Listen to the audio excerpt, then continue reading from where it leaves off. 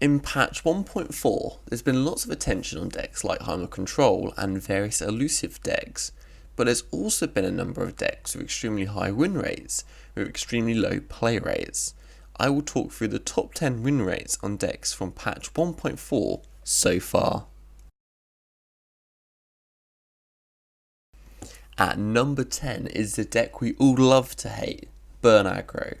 Even with the nerfs in patch 1.2, it is still seeing successful play in patch 1.4. Burn Aggro relies on a strong early game, so you'll be looking to start with Boom Crew Rookie and Legion Saboteur, which are two fantastic early game cards in this deck. Another great combo is summoning Crimson Disciple and targeting her with the effect of Imperial Demolitionist to deal the easiest 4 points of burn you'll ever deal.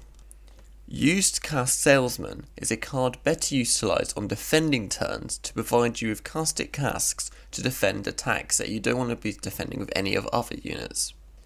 It is important to be patient with Nox and Vavor and only use it unless you've been forced to use it and don't have a lot of value in the card that you're about to sacrifice, as every single point of burn damage in this deck counts.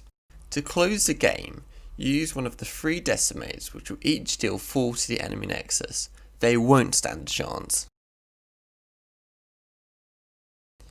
This deck is for elusive players that are looking to be even more aggressive, which replaces Freyord buff and protective cards with burn cards to try and close the game out faster.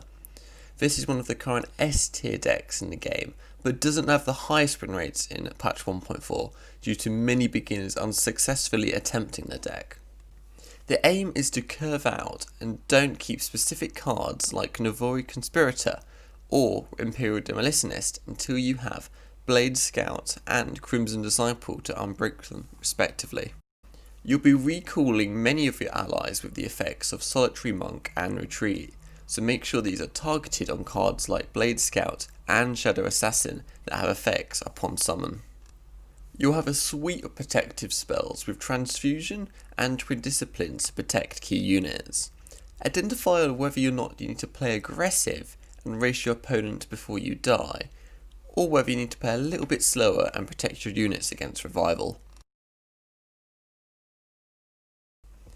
This is a traditional Bilgewater deck featuring Sejuani. Both Gangplank and Sejuani have the same levelling up criteria, which needs you to damage the enemy nexus in 5 separate rounds. Like many Bilgewater decks, this features the traditional cards which benefit from stealing opponents' cards, like Black Market Merchant and Pilfered Goods.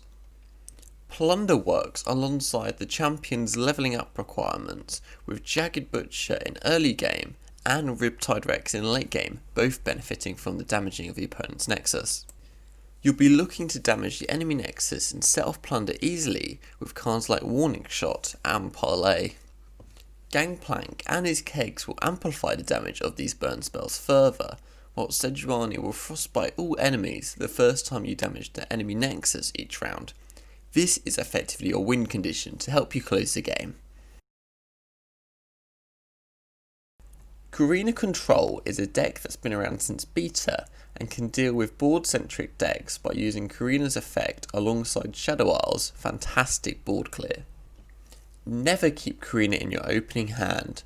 You're likely to draw into her by turn 9 by using Progress Day, Static Shock and your natural draws. Your units and cheap removal are all good via aggro matchups, so use Withering Wail and Grasp of the Undying to keep your nexus healthy for as long as possible.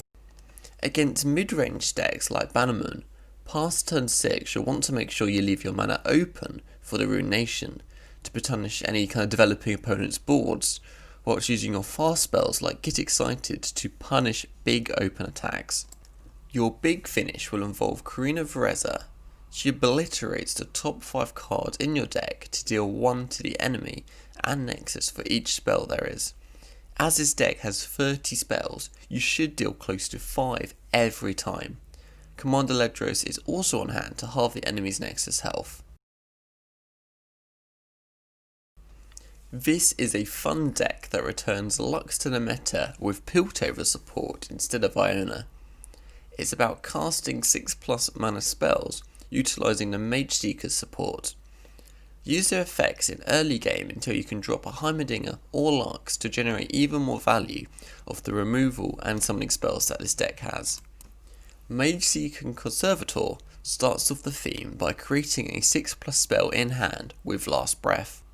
Flash of Brilliance synergizes perfectly with this deck as it creates a 6+ spell in your hand and allows you to refill your spell mana. This will allow you to cast a spell of this cost super early in the game. Lux and Heimerdinger fit this theme perfectly, as Lux can generate final sparks and Heimerdinger will spawn high power turrets.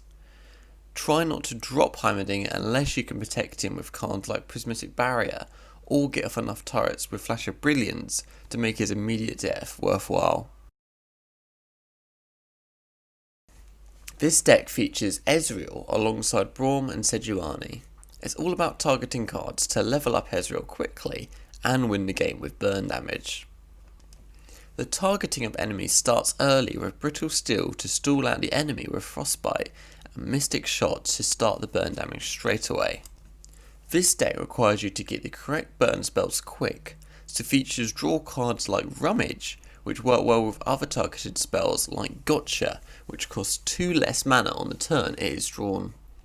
This continues into mid-game with Static Shock and Harsh Winds frostbiting and burning opponents respectively, so you can have full control of the board.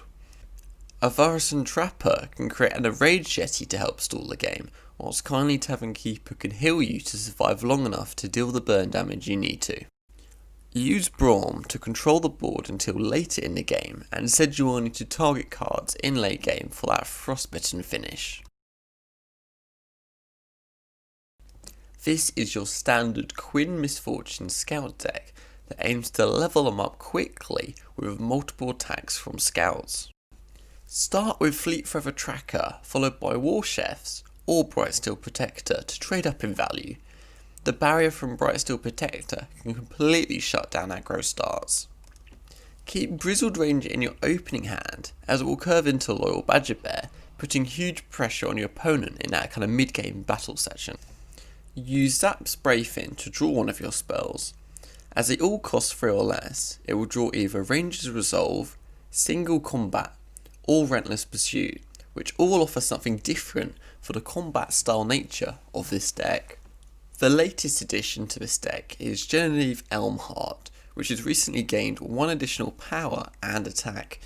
This card gives all allies +1/1 when summoned and has Scout and Challenger itself, being a fantastic late game Scout finisher for this deck to help close the game. This is a Noxus Freylord crossover control deck that aims to have an extremely strong finish, with Swain and the Leviathan crushing your opponent with their lethal synergy.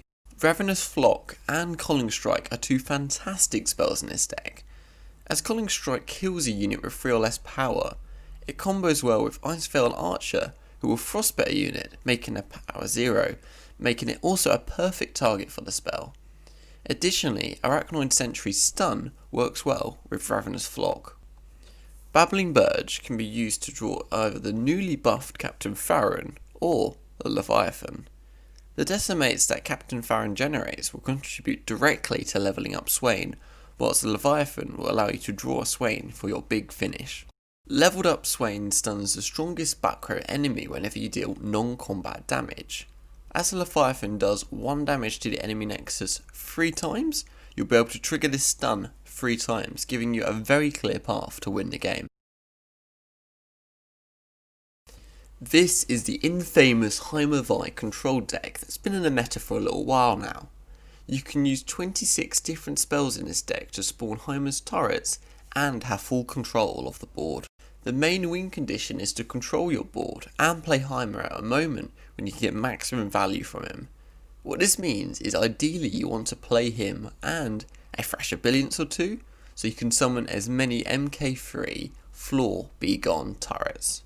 Shadow Assassin and Solitary Monk work well with these elusive turrets and can quickly take down the opponent's nexus.